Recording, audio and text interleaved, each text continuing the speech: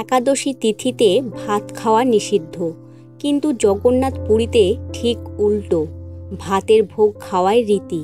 কেন এই প্রথা বা রীতি? দেশের একটি মন্দিরে একাদশীর দিন ভাতের ভোগ খাওয়া চলে।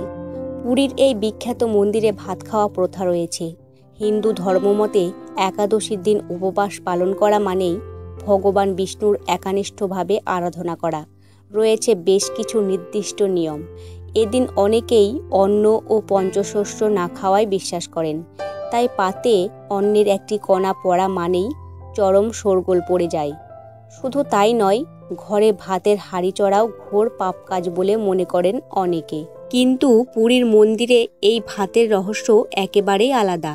এদিকে যখন একাদশীর দিনে ভাত রান্না করা ও খাওয়া মন্দিরে তো বটেই, বাড়িতেও নিষিদ্ধ। ঠিক বিপরীতেই রয়েছে পুরীর জগন্নাথ মন্দির।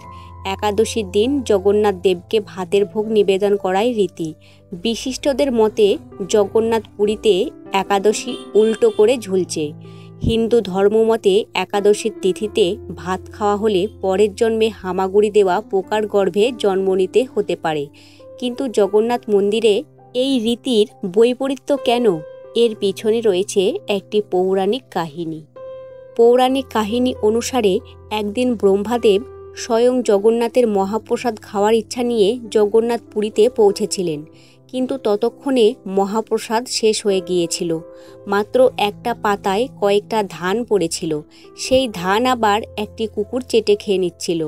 এমন অবস্থায় ব্রহ্মাদেব ভক্তিতে এতটাই মগ্ন হয়েছিলেন যে ভগবান জগন্নাথের মহাপ্রসাদ খাওয়ার ইচ্ছায় তিনি সেই কুকুরের সঙ্গে বসে ভাত খেতে শুরু করেছিলেন। কাকতালীয়ভাবে সেদিনটি ছিল একাদশী।